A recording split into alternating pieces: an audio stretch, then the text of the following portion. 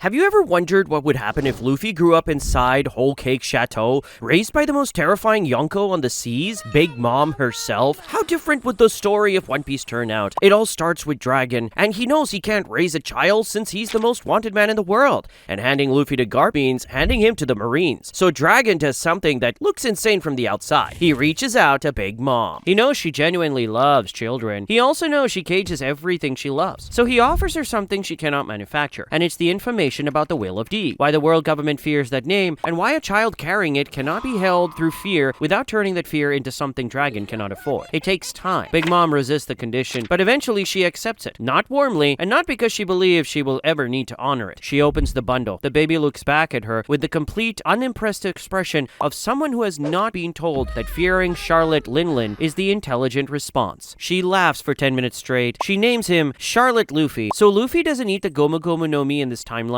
No Shanks, no Bandit Bar, and no Barrel. What there is, though, is a kitchen in Whole Cake Chateau with more food in it than anyone else in the world. And a 7-year-old who has never once in his life concluded that he shouldn't eat something. He finds an unlabeled fruit and he eats it. Then, about 2 hours later, he runs into the dining hall with a mochi fist 3 times the size of his body. He's eaten the Mochi Mochi no Mi, the one that was supposed to go to Karakuri. Now, here's the other half of it. In this timeline, Big Mom never had a devil fruit at all. The Soru Soru no Mi was always intended for Karakuri as a deliberate act of succession, since he's the most trusted child and the one carrying the power that holds the entire empire together. As a result, Katakuri has the soul manipulation, the homies, and the lifespan contracts. He's essentially the living infrastructure of Toto Land. Big Mom, on the other hand, rules through raw physical power that shattered a giant sword when she was 5 years old, conqueror's haki, and 60 years of being the most destructive human being in the new world without a single fruit assisting her. She doesn't need soul manipulation to hold an empire together. The fear she generates is entirely her own. Now, the Mochi Mochi no Mi in Luffy's hands is a completely different weapon from what it was in Katakuri's, where Katakuri was a near-perfect defensive fighter, controlled and precise, using future sight to make himself essentially untouchable. Luffy uses the same fruit like he invented it from scratch. Giant mochi fists swung like clubs, stretched attacks, launched across a battlefield, and snap back like a slingshot. And all of it hardened with armament haki into something that hits like a building being thrown at you. The way he fights with it is chaotic, overwhelming, and ultimately impossible to prepare for, because Luffy simply doesn't fight like anyone who has ever studied fighting. Luffy's Conqueror Haki manifests at 9 years old, right in the middle of dinner, and knocks out 17 people at the table. Big Mom laughs for a full hour. Katakuri, meanwhile, quietly helps the unconscious people off the floor. What defines Luffy's relationship with Big Mom from the very beginning is something pretty simple. He's never afraid of her. Even Charlotte lives with the constant awareness that she can end them at any moment. Luffy genuinely can't process what it would even mean to fear your own mother. When her first craving episode happens in front of him, every sibling either runs or freezes. Luffy walks over and asks what food she wants. Then he goes and gets it. She doesn't thank him. She just goes back to her throat. But Katakuri notices she's measurably gentler for the rest of the day. By her standards, that's basically a standing ovation. It's Katakuri who ends up actually raising him. He teaches Luffy to read, which takes considerably longer than it should, and tries to explain Toto Land's political structure to him,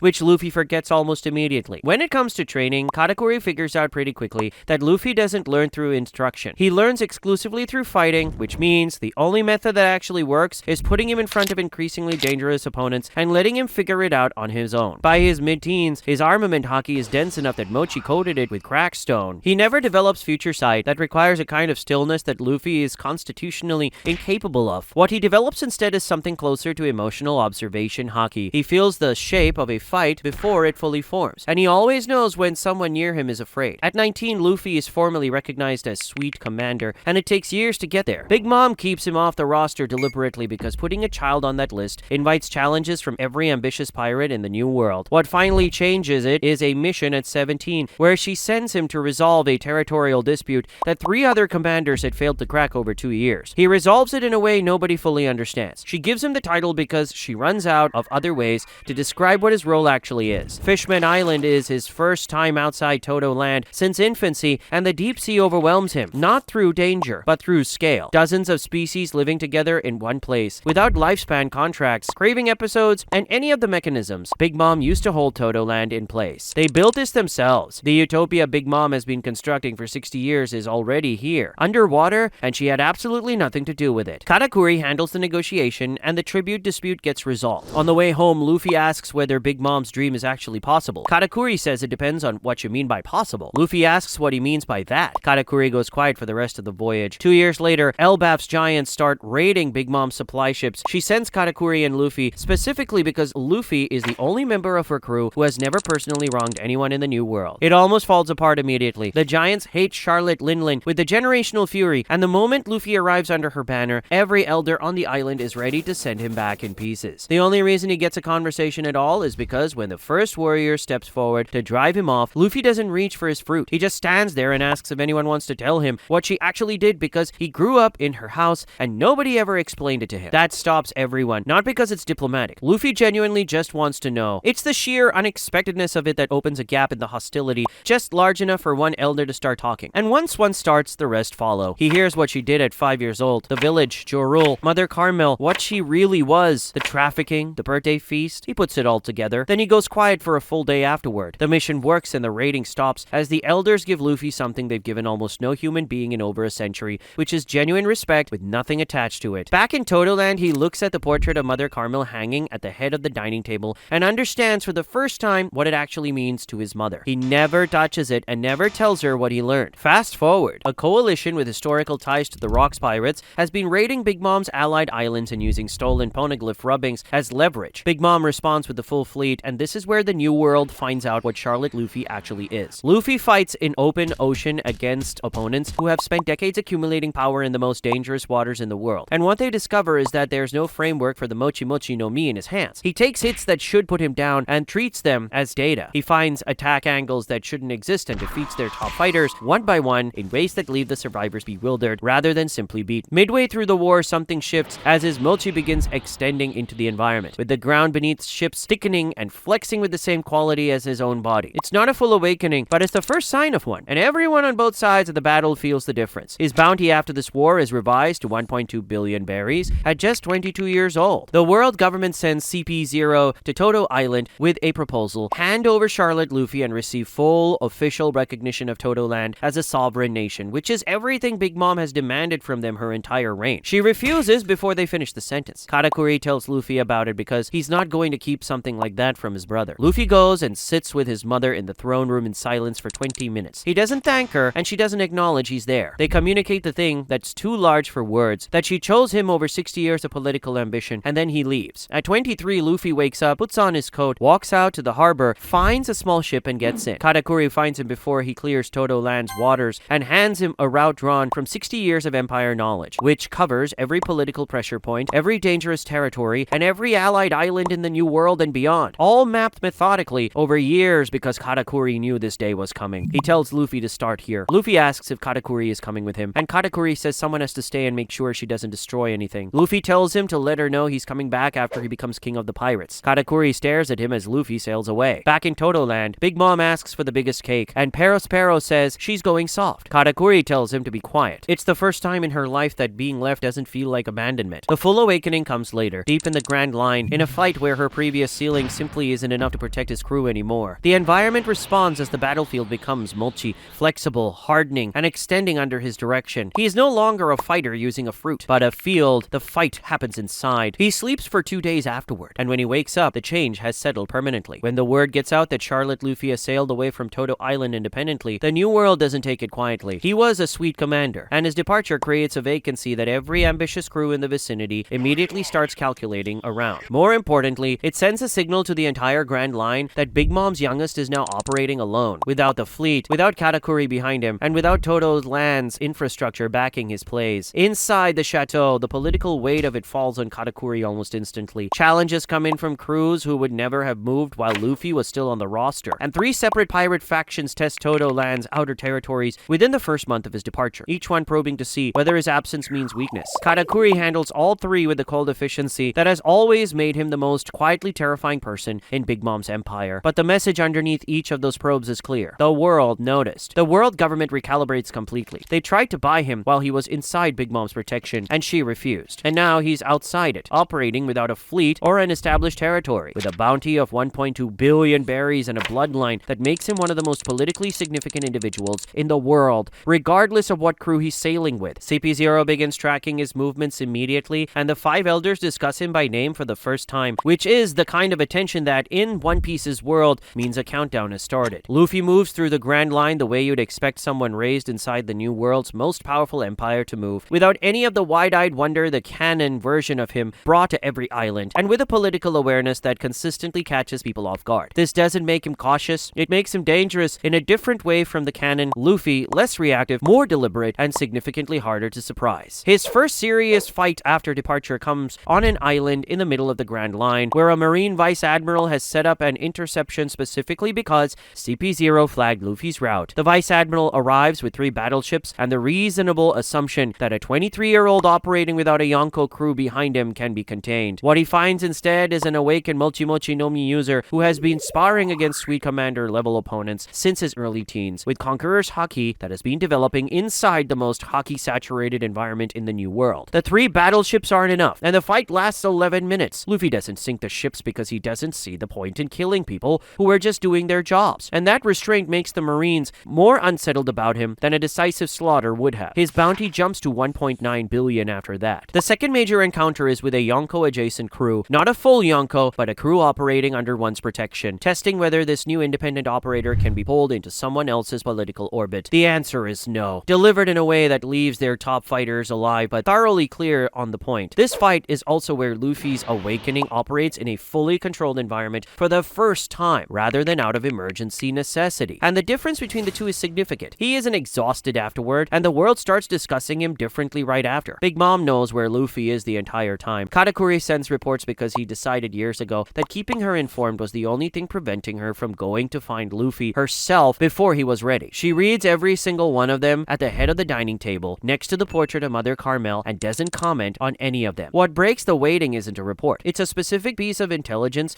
that reaches Todo Land through Big Mom's own network. The God's Knights are mobilizing toward Elbaf, the same island she spent 60 years being unwelcomed on, and the same island where the only people who ever gave her child genuine respect with nothing attached to it are currently standing in the path of the world government's most powerful military arm. She sits with this for a full day, not because she's uncertain, she was never uncertain, but because she's aware in a way she wasn't aware of anything when she was younger, that this decision has meaning beyond the tactical. She accepted Dragon's condition, she let Luffy leave, she's been honoring a promise made to a man she barely respects, and she's been honoring it because somewhere in the years of Luffy bringing her food during craving episodes and sitting with her in silence after the world government's offer, she understood something she didn't have words for when she was 6 years old on Elbaf, that the only love that means anything is the kind that can survive being chosen rather than enforced. She goes to Elbaf because she wants to, and not because she doubts she can handle it. She goes because he's her child, and she's decided that watching from a distance is something that other mothers do. She doesn't tell Katakuri where she's going, but he already knows. The God's Knights have invaded Elbaf, and the Giants are at war. This is where everything converges. Charlotte Luffy doesn't have the Hito Hito no Mi model Nika. He's not the fulfillment of any prophecy, and he doesn't transform into a laughing giant made of light. The mythological dimension of the canon Luffy's arrival on Elbaf doesn't apply to him. What he has instead is something rarer, which is that the Giants already trust him, because he came here years ago under his mother's banner and chose to listen rather than threaten. When he arrives on Elbaf now, as himself and not as a Charlotte, they stand beside him without needing to be convinced. He encounters Shanks for the first time. Shanks looks at him and sees Dragon's son, Garp's grandson, and something he can't quite name. He asks Luffy one question: what does he actually want? Luffy says he wants to be king of the pirates. Shanks looks at him for a long moment and then steps aside. In the ancient forests of Elbaf, against terrain built to the scale of giants, Luffy's awakening operates at a scope his previous battles never allowed. The ground responds to him across distances that dwarfs anything he's fought before, and the God's Knights, who arrived expecting to annex the nation of giants, find themselves fighting in terrain that has become part of the enemy. And then Big Mom arrives. She simply decides that the people moving against her child need to understand who his mother is, and comes to communicate that in person, which means Charlotte Linlin with no devil fruit, fighting with her fists and Conqueror's Haki, and 60 years of being the most terrifying human being alive. The world government sends their knights for an island and finds the giants, an awakened special Paramecia user, the red hair pirates, and Charlotte Linlin waiting for them. This isn't enough. The coalition wins, and they drive back the world government. For now, they're safe, but who knows what could happen next. Make sure to subscribe and smash the like button for more One Piece videos.